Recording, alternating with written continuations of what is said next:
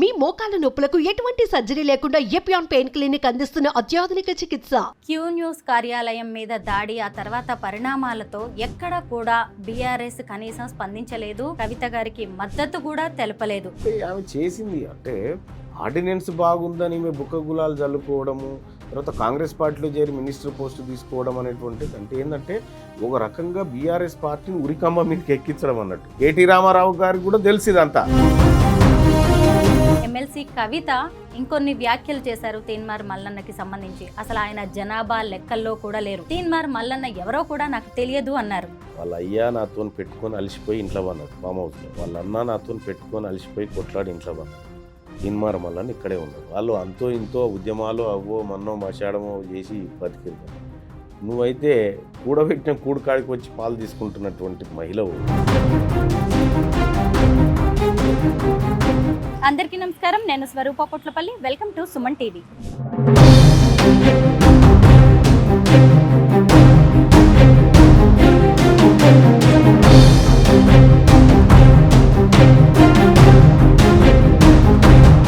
తీన్మార్ మల్లన్న తెలంగాణ రాష్ట్ర రాజకీయాల్లో ఎప్పుడు హాట్ టాపిక్ గా ఉండే పేరిది. బీసీ రిజర్వేషన్లకు సంబంధించి ఆయన చేసిన కంచం మంచం వ్యాఖ్యలు అనేవి పెద్ద దుమారాన్నే రేపాయి. ఆయన తెలంగాణ జాగృతి కార్యకర్తల ఆగ్రహానికి గురవ్వాల్సి వచ్చింది. ఆయనకు సంబంధించిన కార్యాలయం మీద తెలంగాణ జాగృతి కార్యకర్తలు దాడి చేశారు. ఆ తర్వాత పరిణామాలు వేగంగా మారిపోయాయి. తెలంగాణ బొగ్గు గనుల కార్మిక సంఘం బాధ్యతల నుంచి బీఆర్ఎస్ ఎమ్మెల్సీ కల్వకుంట్ల కవితను తప్పించడం అనేది కూడా జరిగింది. ఇంకొక వైపు ఈ తీన్మార్ మల్లన్న ఒక బీసీ పార్టీని స్టార్ట్ చేయబోతున్నారు. ప్రస్తుతం నేను తీన్మార్ మల్లన్నకు సంబంధించిన హైదరాబాద్ బోడుప్పల్లోని కార్యాలయం వద్ద ఉన్నాను. అలాగే తీన్మార్ మల్లన్న ఫోన్ ట్యాపింగ్ కి సంబంధించి సిట్ విచారణకు కూడా హాజరయ్యారు. మనం ఆయన కార్యాలయంలోకి వెళ్ళి ప్రస్తుత పరిస్థితి ఎలా ఉంది, అలాగే ఈ పరిణామాలన్నిటి మీద తీన్మార్ మల్లన్న ఏం చెప్పబోతున్నారు అనేది తెలుసుకుందాం రండి. ఇదే క్యూ న్యూస్ ఆఫీస్. ప్రస్తుత పరిస్థితి ఇది. మొత్తం ఇక్కడ ధ్వంసం అయిపోయింది. ఎలా ఉందో ఇక్కడ పరిస్థితిని మీరే గమనించవచ్చు. ఎక్కడ చూసినా కానీ రక్తపు మరకలు కనిపిస్తూ ఉన్నాయి. ఆ రోజు తెలంగాణ జాగృతి కార్యకర్తలు చాలా మంది వచ్చి దాడి చేశారు. అప్పుడు గన్మెన్ కూడా ఫైరింగ్ చేయడం అనేది జరిగింది. కొంతమందికి గాయాలు కూడా అయ్యాయి. దానికి సంబంధించిన రక్తపు మరకలు కూడా ఇక్కడంతా కనిపిస్తూ ఉన్నాయి. గన్మెన్ ఆ రోజు ఫైరింగ్ చేస్తున్నది. ఇక్కడి నుంచే దాడి జరిగి రోజులు గడుస్తున్నా కానీ ఇంకా ఇక్కడ పరిస్థితులు అయితే చక్కబడలేదు. పోలీస్ ఎంక్వైరీ నడుస్తూ ఉంది. తెలంగాణ జాగృతి కార్యకర్తలు దాడి చేస్తున్న టైంలో గన్మెన్ కూడా దాడులు కాల్పులు జరపడం అనేది జరిగింది కదా. వారి ప్లేస్లో ఇంకో ఇద్దరు కొత్త గన్మెన్ వచ్చారు. లోపలికి వెళ్ళి తీన్మార్ మల్లన్న గారితో మాట్లాడదాం. నమస్తే మల్లన్న గారు. నమస్తే. దాడి జరిగినప్పుడు మీరు ఆఫీస్లోనే ఉన్నారు. సండే కూడా మీరు ఆఫీస్కి వస్తూ ఉంటారా? ప్రతిరోజు వస్తూ ఉంటాను. సండే మండే అని ఏం లేదు, ప్రతిరోజు వస్తూ ఉంటాను ఆఫీస్కి. రోజు ప్రజలు ప్రతిరోజు వస్తూ ఉంటారు కాబట్టి ఇక రెగ్యులర్గా వస్తూ ఉంటాం ఆఫీస్. తెలంగాణ జాగృతి కార్యకర్తలు మీ ఆఫీస్ మీద దాడి చేశారు. మీరు కూడా స్వల్ప గాయాల పాలయ్యారు. మీరు అసలు ఊహించి ఉండరు ఆ దాడి జరిగింది, జరగబోతోంది అని. అంటే ఊహించడమా ఊహించకపోవడం అనేది కాదు, కానీ ఇక్కడ చాలామంది ప్రజలు వస్తూ ఉంటారు కదా. ఆ ప్రజలు ఎవరో ప్రజలు అనుకుంటారు తప్ప కానీ ఇట్లా హత్యాయత్నం చేయడానికి వస్తారని ఎక్స్పెక్ట్ చేయం కదా. ఒకవేళ వాళ్ళే అట్లా వస్తారంటే మేము ఎట్లా ఎందుకుంటాము? మేము మా పనిలో మేము ఉంటాం కదా, జాగ్రత్తల్లో. అంటే అది అన్ఎక్స్పెక్టెడ్గా జరిగింది. సో చెప్పి వస్తే పరిస్థితులు ఇట్లా ఉండకపోవడం కాదు కదా, వాళ్ళు బయటికి కూడా పోకపోదు చెప్పి వస్తారు. సో విషయం ఏంటంటే వాళ్ళకు ఏదో చేద్దాం తీన్మార్ మల్లన్న గారిని అనేటువంటి ప్రయత్నం ఏదైతే ఉందో అది దుర్మార్గమైన ప్రయత్నం. ఇదే ఛాంబర్లో ఇక్కడే కూర్చున్నా, నేను ఇక్కడే కూర్చున్నా. వాళ్ళు లోపల దాకా వచ్చేసినారు. ఒక ఇద్దరు వచ్చేసి ఏదో గొడవ స్టార్ట్ చేస్తూ ఉంటే ఇంకా ఇక్కడ ఫైరింగ్ జరిగింది. ఇక్కడ మీ మీదకి జరిగిందా ఫైరింగ్? నా మీదకి కాదు, మా గన్మెన్స్ అక్కడ బయట చేశారు, పైన కాల్చారు. ఇక్కడ గాల్లో కాల్పులు జరిపినారు. గాల్లోకి కాల్పులు జరిపితే కొంతమంది గాయాలు ఎలా అయ్యాయి? అంటే ఎవరికి గాయాలు కాలేదు, బుల్లెట్ గాయాలు ఎవరికి కాలేదు, బ్లడ్ అంతా పడింది కదా. అది వాళ్ళు ఏం చేసినారంటే వచ్చినటువంటి వాళ్ళు ఆ బయట ఉన్నటువంటి అద్దాల డోర్లను వాటిని అన్నిటినీ పగలగొడుతున్న క్రమంలో వాళ్ళకి అన్ని ఇట్లా గాజు పెంకులన్నీ గుచ్చుకుపోయి పాపం వాళ్ళకి బ్లడ్ గారింది. మన దగ్గరకు వచ్చిన వాళ్ళు పాపం వాళ్ళేం పాపం చేసిరు కానీ వాళ్ళ బ్లడ్ అంతా కారింది. వాళ్ళే గాయపడ్డారు చాలామంది. ఇక్కడికి వచ్చిన ప్రజల్ని కూడా అంటే విజిటర్స్ వస్తే వాళ్ళని కూడా కొట్టినారు, వాళ్ళ మీద కూడా దాడి చేసినారు. మనం ఒకసారి చూద్దాం. ఇక్కడి నుంచి ఫైర్ చేసినారు. ఇక్కడ మాబ్ అంతా జామ్ అయిపోయి మా గన్మెన్ల మీద అటాక్ చేస్తుంటే ఇక్కడ ఇక్కడ ఇక్కడ పైకి 6 రౌండ్లు కాల్చినారు. అంటే అది ఇప్పుడు చేసేసినారు.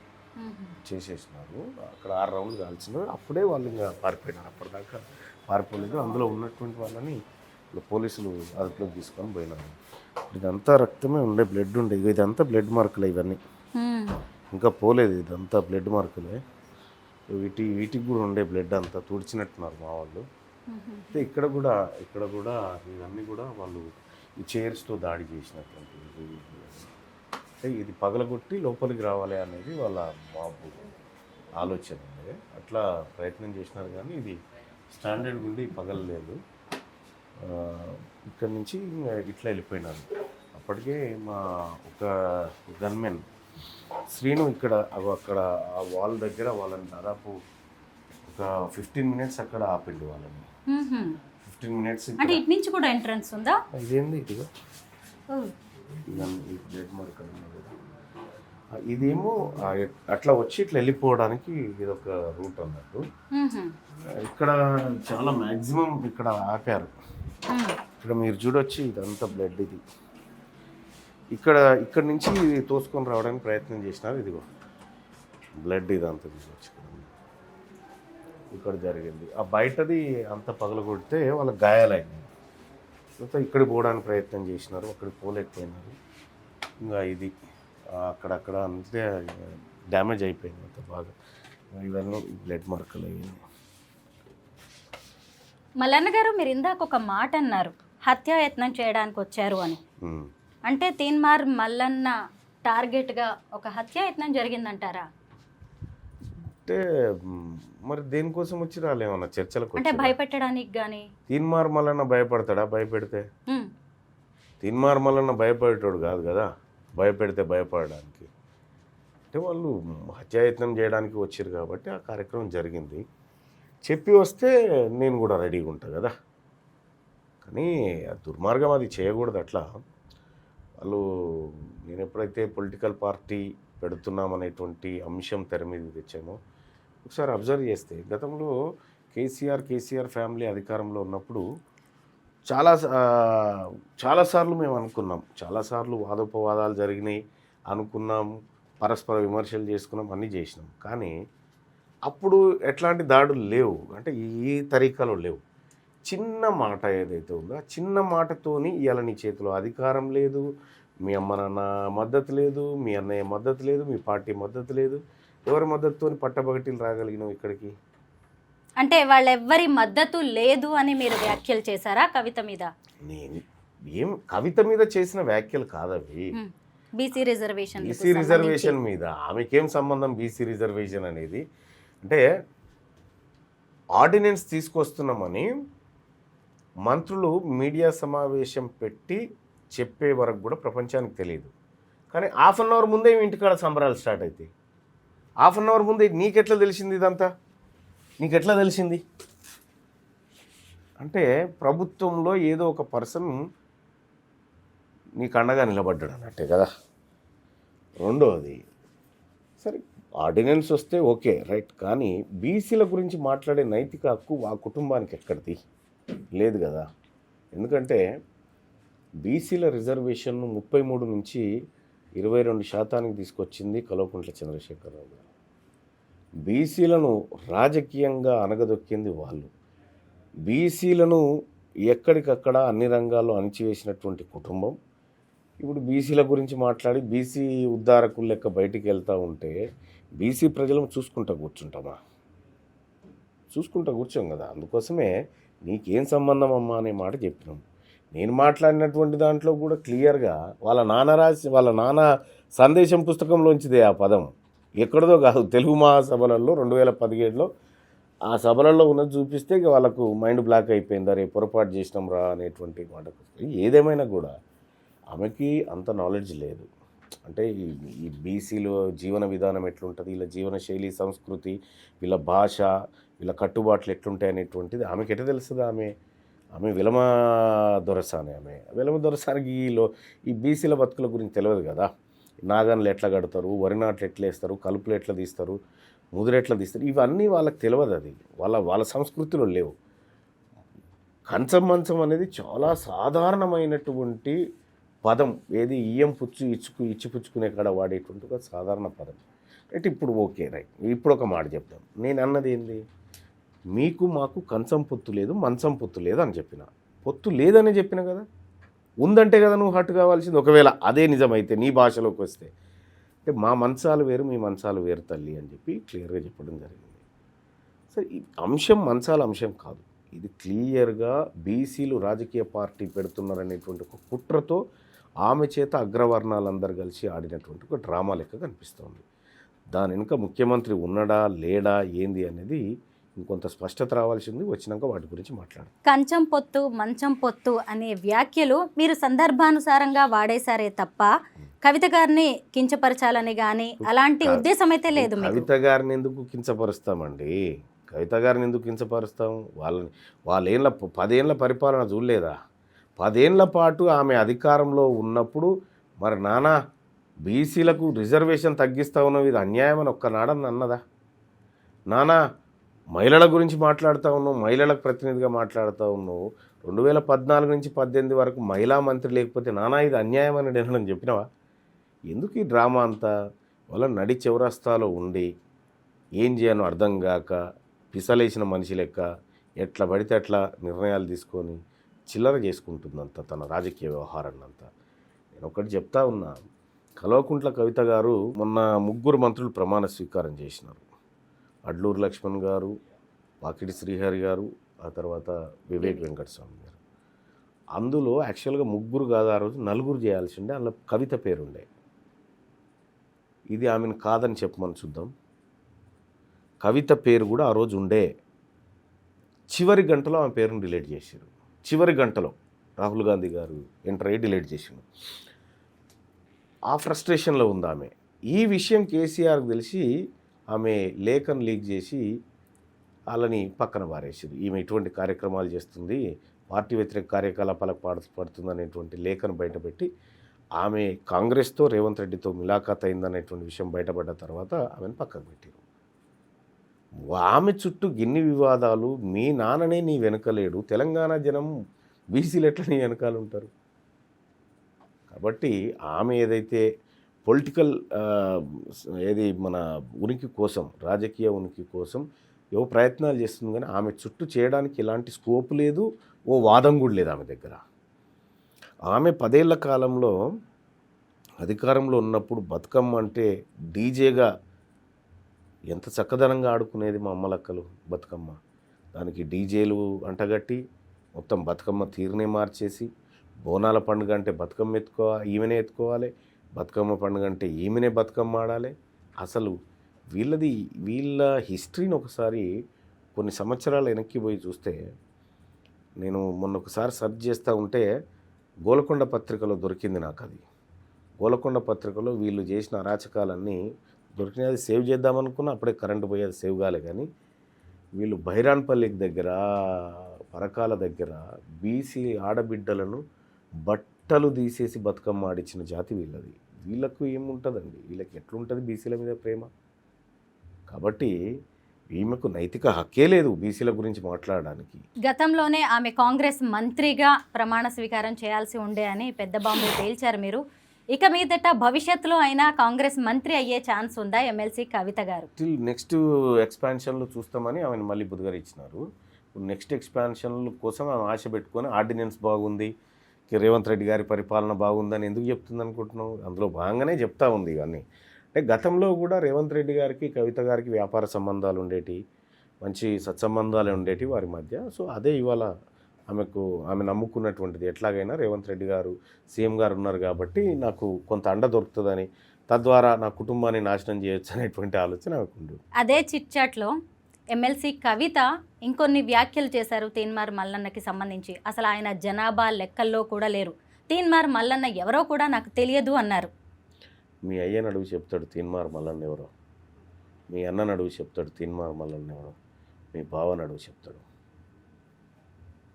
తీన్మార్ మల్లన్న ఎవరో వాళ్ళని అడుగు చెప్తాడు. తీన్మార్ మల్లన్న వాళ్ళ అయ్యా నాతో పెట్టుకొని అలసిపోయి ఇంట్లో పన్నాడు ఫామ్ హౌస్లో, వాళ్ళ అన్న నాతో పెట్టుకొని అలసిపోయి కొట్లాడి ఇంట్లో పన్నాడు. తీన్మార్ మల్లన్న ఇక్కడే ఉన్నాడు. వాళ్ళు అంతో ఇంతో ఉద్యమాలు అవ్వో మన్నో మశాడమో చేసి బతికిరు. కానీ నువ్వైతే కూడబెట్టిన కూడుకాడికి వచ్చి పాలు తీసుకుంటున్నటువంటి మహిళవు, నీకు ఆ ఉద్యమ సోయి లేదు, నీకు ఆ ఆలోచన లేదు. నీ ఇంట్లో ఉన్న ఫ్రస్ట్రేషన్ అంతా తీసుకొచ్చి మంది మీద పెడతా అంటే ఈడ పడడానికి ఇవ్వడానికి సిద్ధంగా ఉండా. జనాభా లెక్కలలో తీన్మార్ మల్లన్న ఉన్నాడా లేదా అనేది, నేను ఎలక్టెడ్ ఎమ్మెల్సీ, నీవు మీ నాయన వేసిన బిచ్చం తీసుకొని వచ్చినావు. నువ్వు మేనేజ్మెంట్ కోట, నేనేమో ఎలక్టెడ్ 10 లక్షల మంది పట్టభద్రుల చేత ఎన్నుకొని రాబడినటువంటి నేను. మీ నాయన సరే బిడ్డ ఉండిపో, ఎందుకు ఏడుస్తున్నావు, ఎంపీ పోయింది కదా అని ఇస్తే వచ్చింది నువ్వు. వాళ్ళ తీన్మార్ మల్లన్న ఎవరు, ఆమె దగ్గర ఐఎస్ఐ మార్కు నాకేం అక్కర్లేదండి. నేనేందో ప్రజలకు తెలుసు, నేనేందో అందరికీ తెలుసు, ఆమెకు తప్ప. క్యూ న్యూస్ కార్యాలయం మీద దాడి, ఆ తర్వాత పరిణామాలతో ఎక్కడ కూడా బీఆర్ఎస్ కనీసం స్పందించలేదు, కవిత గారికి మద్దతు కూడా తెలపలేదు. తర్వాత చూసినప్పుడు బొగ్గు గనుల కార్మిక సంఘం బాధ్యతల నుంచి కూడా తప్పించింది. ఎందుకు ఇవన్నీ జరిగాయంటారు? అంటే ఆమె చేసింది అంటే ఆర్డినెన్స్ బాగుందని ఈమె బుక్క గులాలు చల్లుకోవడము, తర్వాత కాంగ్రెస్ పార్టీలో చేరి మినిస్టర్ పోస్ట్ తీసుకోవడం అనేటువంటిది అంటే ఏంటంటే ఒక రకంగా బీఆర్ఎస్ పార్టీని ఉరికంబ మీదకి ఎక్కించడం అన్నట్టు. అంత పెద్ద పొలిటికల్ డిస్టర్బెన్స్ క్రియేట్ చేయాలనుకుంది ఒకటి. రెండోది, ఇక్కడ కేసీఆర్ గారికి తెలుసు కదా, ఆయన తెలుగులో అంతో ఎంతో కొంత నైపుణ్యత ఉన్నది ఆయనకు. ఆయన సందేశం రాసిన పుస్తకంలోంచి ఉన్న పదమే అది సహజంగా తెలంగాణలో వాడుకునేటువంటి ఒక పల్లెటూరు సామెత అని ఆయనకు తెలుసు. కేటీ రామారావు గారికి కూడా తెలుసు ఇదంతా. ఇది దానిలో ఏం పాడైందా, ఏం లేదు, వట్టిగానే ఈ పోరు అవలపోరు ఉన్నది అని చెప్పి ఆయనే అనుకునే పరిస్థితి. అందుకోసమే ఆమె మద్దతు ఇవ్వలే. ఆమె ఏదైనా మంచి కార్యక్రమం చేస్తే ఎవడన్నా మద్దతు ఇస్తాడు, కానీ గీ చిల్లర కార్యక్రమాలు చేస్తే ఎవడు మద్దతు ఇస్తాడు? కవిత ఒంటరి అయిపోయినటువంటి సందర్భంలో ఏదో రేవంత్ రెడ్డి గారు కొంత ఏదో నడువురా బుజ్జి ఆడంగా నడువు నేను చూసుకుంటుంది ముళ్ళు లేకుండా అని చెప్పి ఆయన ఏదైనా చేయొచ్చు. కానీ ఈ టైంలో ఆమె పక్కన ఉండాల్సింది మేధావులు, గూండాలు, రౌడీలు, హత్యలు చేసేటువంటి వాళ్ళు కాదు ఆమె పక్కన ఉండాల్సింది. ఆమె రాజకీయ భవిష్యత్తుకు ఇదొక పెద్ద మచ్చ. ఇప్పుడు మనం కల్వకుంట్ల కవిత గారి గురించి మాట్లాడుకుంటున్నాం, కానీ మీరు గతంలో కుల గణన ప్రతుల్ని కూడా దగ్ధం చేశారు వరంగల్ సభలో. ఏకంగా సీఎం మీద కూడా వ్యాఖ్యలు చేశారు. ఎందుకు ఇలా? అంటే అధికార విపక్షాలను వేటిని కూడా మీరు వదిలిపెట్టరు. అంటే నేను అన్యాయాన్ని అన్యాయమే అని చెప్తా, న్యాయాన్ని న్యాయమని చెప్తా. మనము తెలంగాణ సోషియో ఎకనామిక్ అవుట్లుక్ 2025-26 బుక్లో తెలంగాణ జనాభా 4,21,00,000 అని మనమే చెప్పినాం. తెలంగాణ ప్రభుత్వమే ముద్రించి అసెంబ్లీలో టేబుల్ మీద పెట్టింది సభ్యులకు. ఇక మీరు చూసుకోండి, తెలంగాణ జనాభా 4,21,00,000 ఉందని చెప్పింది మొన్ననే. మళ్ళా కులగణన చేసి 3,74,00,000 మంది ఉన్నారంటే ఈ 50 లక్షల మంది ఎడిపోయినట్టు. ఈ 50 లక్షల మంది సమాధులన్నా చూపించాలి, డెత్ సర్టిఫికేట్లన్నా చూపించాలి. ఇది తప్పుడు లెక్క. నిజంగా నువ్వు చేసింది జెన్యూన్గా కుల సర్వే కరెక్టే అయి ఉంటే ఫలానా ఊర్లో ఫలానా కులం వాళ్ళు ఇంతమంది ఉన్నారు అని ఆ గ్రామ పంచాయతీ కాడ లెక్క ఎందుకు పెట్టలేకపోయినావు? ఇప్పటి వరకు ఏ కులం వాళ్ళు ఎంతమంది ఉన్నారు ఎందుకు చెప్తలేను? చేసింది ఫేక్ సర్వే కాబట్టి ప్రజల్ని కొత్తగా ఈ 50 లక్షల మంది బీసీలు కనుమరుగైపోయి కొత్తగా 16-17 లక్షల మంది ఓసీలు పుట్టుకొచ్చారు. మళ్ళా ఇంత అద్భుతమైన సర్వే భూప్రపంచం మీద ఏడ జరగదు. అందుకోసమే అది తప్పుల తడక సర్వేని కాల్చివేయడం జరిగింది. నేను కాంగ్రెస్ పార్టీలోనే ఉండొచ్చు అప్పుడు, కానీ కాల్చివేయడం జరిగింది. ఎందుకు కాల్చివేసినా ఈ ప్రజలకు మోసం చేస్తూ ఉంది పార్టీ అని. నేను ప్రభుత్వం వైపు లేను, ప్రజల వైపు ఉన్నా కాబట్టి కాల్చగలిగిన. పార్టీ నుంచి కూడా మరి మిమ్మల్ని సస్పెండ్ చేశారు. ఇలాంటి యాక్షన్ ఉంటుందని ఊహించేదంతా చేశారా? తీన్మార్ మల్లన్న అనేటువంటి వ్యక్తి, సపోజ్ చెప్తా ఉన్నా, ఒక కొమ్మ చివరన కూర్చొని ఉంటుంది. ఆ పక్షి ధైర్యం ఏంటంటే ఆ కొమ్మ కాదు, దాని రెక్కలు. తీన్మార్ మల్లన్న కూడా అంతే. అంటే కాంగ్రెస్ పార్టీ నాకు పెట్టింది ఏముంది నాకు అర్థం కాక అడుగుతా. నేను 45 నియోజకవర్గాల్లో క్యాంపెయిన్ చేస్తే 42 నియోజకవర్గాల్లో కాంగ్రెస్ గెలిచింది. తీన్మార్ మల్లన్నకు మొన్న వరంగల్ నల్గొండ ఖమ్మం గ్రాడ్యుయేట్ ఎమ్మెల్సీ ఎన్నికల్లో కాంగ్రెస్ పార్టీని తీన్మార్ మల్లన్న గెలిపించిండు. కాంగ్రెస్ పార్టీ నన్ను గెలిపేలే. ఒకవేళ కాంగ్రెస్ పార్టీకి అంత బలం ఉంటే మొన్న ఇక్కడ ఎందుకు ఓడిపోయింది? ఆదిలాబాద్, నిజామాబాద్, కరీంనగర్, మెదక్ స్థానంలో పట్టభద్రుల ఎమ్మెల్సీ ఎట్లా ఓడిపోయింది? ముఖ్యమంత్రి గారు పోయి ప్రచారం చేసినా గెలవలేదు కదా. వాళ్ళు ఏమనుకుంటారంటే మా వల్లనే ఇదంతా జరిగింది అనుకుంటారు. మీ హయాంలో 8 ఎంపీలు పోయినాయి. సిట్టింగ్ ఎంపీ రేవంత్ రెడ్డి గారు, సిట్టింగ్ ఎంపీ మల్కాజ్గిరి ఓడిపోయింది. రేవంత్ రెడ్డి గారు ఇన్ఛార్జి ఉన్న చెవెల్ల ఓడిపోయింది. రేవంత్ రెడ్డి గారి ఓటున్న కొడంగల్ మహబూబ్ నగర్ ఎంపీ ఓడిపోయింది. తీన్మార్ మల్లన్న కాంగ్రెస్ పార్టీ నమ్ముకొని రాలే. కాంగ్రెస్ పార్టీ రాహుల్ గాంధీ గారు 42% రిజర్వేషన్, విద్యా ఉద్యోగాలు, స్థానిక సంస్థలు మరియు 42% కాంట్రాక్టులు బీసీలకు ఇచ్చి కులగణన చేస్తామనే మాటకు అందులో జాయిన్ అయిన నేను. లేకపోతే ఆ కాంగ్రెస్ పార్టీ అందం చందం బాగుందని ఏం పోలే, వాళ్ళతో నేను సోపతి కట్టలే. నేను నా లైన్లోనే ఉన్నా. వాళ్ళు చక్కగా అయినప్పుడల్లా నా వాదన ఇట్లే ఉంటుంది. ఈ మధ్య మీరు కొందరు మంత్రుల మీద కూడా వ్యాఖ్యలు చేశారు, వాళ్ళ మీద కొన్ని ఆరోపణలు చేశారు. ప్రస్తుతం రేవంత్ రెడ్డి గారి పాలన ఎలా ఉంది? కాంగ్రెస్ పాలన ఎలా నడుస్తోంది రాష్ట్రంలో? అంటే పాలన అయితే అది మా బీసీలకు సంబంధం లేనటువంటి పాలన. అందులో మా ప్రాతినిధ్యం తక్కువ, అందులో మా బడ్జెట్లు తక్కువ, అందులో మా వ్యవహారాలు తక్కువ. ఇది ఓన్లీ ఓసీల కోసం చేసుకుంటున్నటువంటి పరిపాలన లెక్క కనిపిస్తూ ఉంది. నిజంగా బీసీల బతుకులు మారాలన్నా, కాంగ్రెస్ పార్టీ ఇచ్చిన హామీలు నెరవేరాలంటే రాజ్యాధికారం అనేది బీసీలకు వాటా దక్కాలి. ఆ వాటా ఏం లేదు. కాబట్టి ఈ పరిపాలన పెద్దగా నాకేం ఎఫెక్ట్ అనిపిస్తలేదు. కానీ సరే, అప్పుడేమో కేసీఆర్ ఉన్నప్పుడేమో దుర్మార్గాలు, ఫోన్ ట్యాపింగ్లు, అరాచకాలు ఉంటుండే. ఇప్పుడు అవి జర తక్కువనే, కానీ తక్కువ మోతాదులో ఉన్నాయి కానీ తక్కువ మోతాదులో ఉన్నాయి అంతే. పెద్ద బెటర్ పరిపాలన అయితే ఏం కనిపిస్తుంది. బీసీలకు ఓ పార్టీ రాబోతోంది. కాంగ్రెస్కి అలాగే బీజేపీ, బీఆర్ఎస్కి ఒక పార్టీ గుర్తు ఉన్నట్టే మా బీసీల పార్టీలకు కూడా ఒక గుర్తు రాబోతుంది అని అన్నారు మీరు. అంటే తీన్మార్ మల్లన్న బీసీ పార్టీ పెట్టబోతున్నారా? బీసీ పార్టీ కాదు, బీసీల చేత పార్టీ. బీసీల చేత పార్టీ రాబోతా ఉంది. ఇందులో బీసీ పార్టీ పెట్టుకొని బీసీలకు ఇస్తాం. మా ఎస్టీ సోదరులకు, మా ఎస్సీ సోదరులకు వాళ్ళకు కూడా ఇచ్చుకుంటాం కదా టికెట్లు. బీసీల చేత పార్టీ రాబోతూ ఉంది. బీసీల చేత పార్టీ రాబోతూ ఉంది. వాళ్ళు ఏమనుకుంటారంటే సహజంగా బీసీలు పార్టీ పెట్టొద్దు కదా, గాంధీ భవన్ మెట్ల కాడ అడుక్కోవాలి, బీఆర్ఎస్ పార్టీ భవన్ కాడ మెట్ల కాడ బయట గేట్ కాడ నిలబడి అడుక్కోవాలి టికెట్లు, బీజేపీ ఆఫీస్ కాడ నిలబడి వాళ్ళు టికెట్లు పెట్టుకుంటే వాళ్ళ బీఫామ్లు వాళ్ళు ముద్రించుకున్న తర్వాత ఇక మనని ఎవడు దేకుతాడు, ఎవడు పట్టించుకుంటాడు అనేటువంటి భయం వాళ్ళకు ఉంటుంది. 100% బీసీల చేత రాజకీయ పార్టీ వస్తుంది. ఈ లోకల్ బాడీ ఎన్నికల్లోనే పోటీ చేస్తుంది. సీఎం అభ్యర్థి ఎవరు? కొత్త పార్టీలో ఎవరు ఉండబోతున్నారు సీఎం అభ్యర్థిగా? నేను పదే చెప్తా ఉన్నా, ఇది సీఎం అభ్యర్థుల పంచాయతీ కాదు. ఇది దశాబ్దాలుగా మాకు జరిగిన అన్యాయం పైన ఒక బావుట రాజకీయపరమైంది. సీఎం ఎవరు ఉండాలనేది ప్రజలు డిసైడ్ చేస్తారు. తీన్మార్ మల్లన్ననో, మా చైర్మన్ హరిశంకర్ గారో, లేకపోతే మా వాళ్ళు కాదు, ప్రజలు డిసైడ్ చేస్తారు వాళ్ళ ముఖ్యమంత్రి ఎవరు ఉండాలని. ఎస్, మేము అనుకుంటా ఉన్నాం ముదిరాజులు పెద్దన్న పాత్ర వహించాలని పదే చెప్తా ఉన్నాం. భారీ సంఖ్యలో ఉన్నటువంటి బీసీ నాయకత్వం అది, వాళ్ళు పెద్దన్న పాత్ర పోషించాలని చెప్తా ఉన్నాం. మా గౌడ్లు పెద్దన్న పాత్ర పోషించాలని చెప్తా ఉన్నాం. బీసీలలో ముఖ్యమంత్రి కాగలిగినటువంటి వ్యక్తులకు కొదవేం లేదు. ఏడుంటారా ఎన్కులాడదామనే బాధ కూడా లేదు. చాలామంది ఉన్నారు, అందరూ అర్హులు గల్లోళ్ళు ఉన్నారు. బీసీల్లో అనేక కులాలు ఉన్నాయి. వీటన్నిటినీ అలాగే వీళ్ళందరినీ కూడా ఏకతాటి మీదకి తీసుకురావడం సాధ్యమయ్యే పనేనా? ఆల్రెడీ సాధ్యమైంది కదా.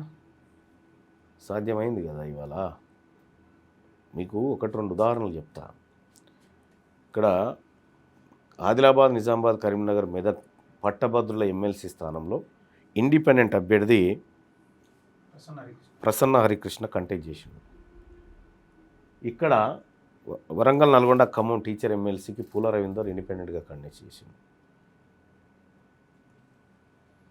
కేవలం 2 నెలల కాలంలో 23,000 ఓట్లలో 5,200 ఓట్లు మా బీసీ అభ్యర్థులకు తేగలిగినాం.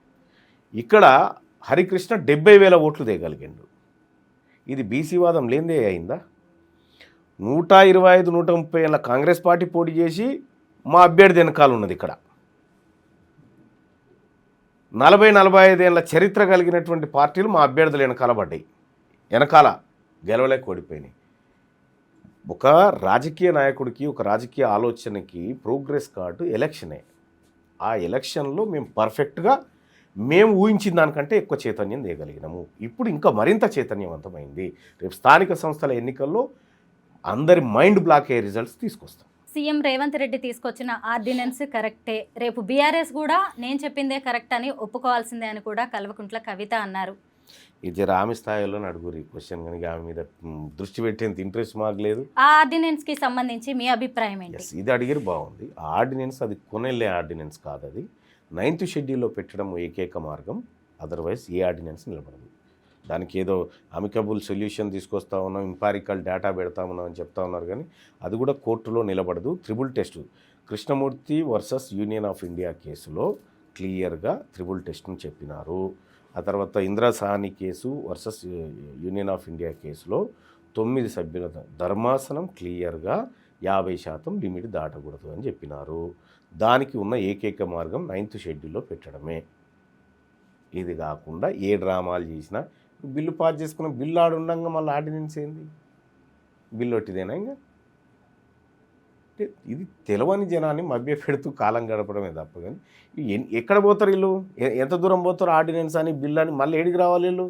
ఈ మా గల్మల కాడికి రావాలి కదా, మా దర్వాజాల కాడికి, మా తలుపుల దగ్గరకు వచ్చే చెప్పాలి కదా. ఇక ఆర్డినెన్స్ తెచ్చినాం కానీ ఫెయిల్ అయిపోయింది, బిల్లు పెట్టినాం కానీ ఫెయిల్ అయిపోయింది, వాళ్ళు ఇత్తలేరని వీళ్ళ మీద, వీళ్ళు ఇత్తలేరని వాళ్ళ మీద, ఇదైతే చెప్పాలి కదా మా దగ్గరకు వచ్చి.